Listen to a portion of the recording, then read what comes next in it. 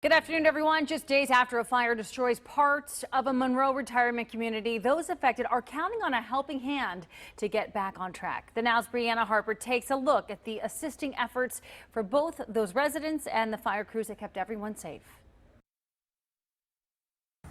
It was a group effort Saturday evening with fire crews from across the area all coming together to fight what's being called a career fire.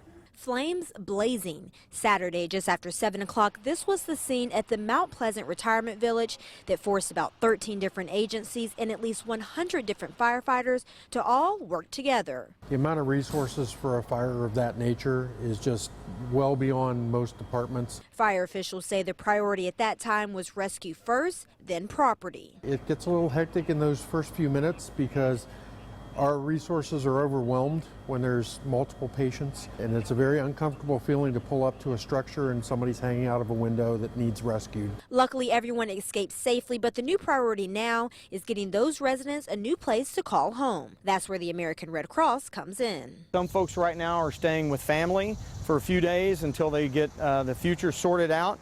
And we're taking care of more of the immediate needs while the executive director here is focused on the long-term health and long-term welfare of these folks. The Red Cross is currently assisting at least 69 different people who have been displaced, some of them temporarily staying at a nearby sister facility. But with the fire destroying parts of a retirement community, the village says it's working to overcome other challenges, such as mobility, medication, and overall health. The fire's not going to happen to me.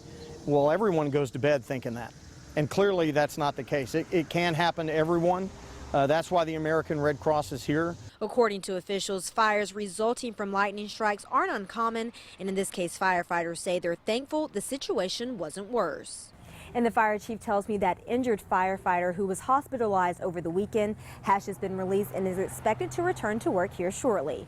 Reporting, Brianna Harper, The Now, Cincinnati.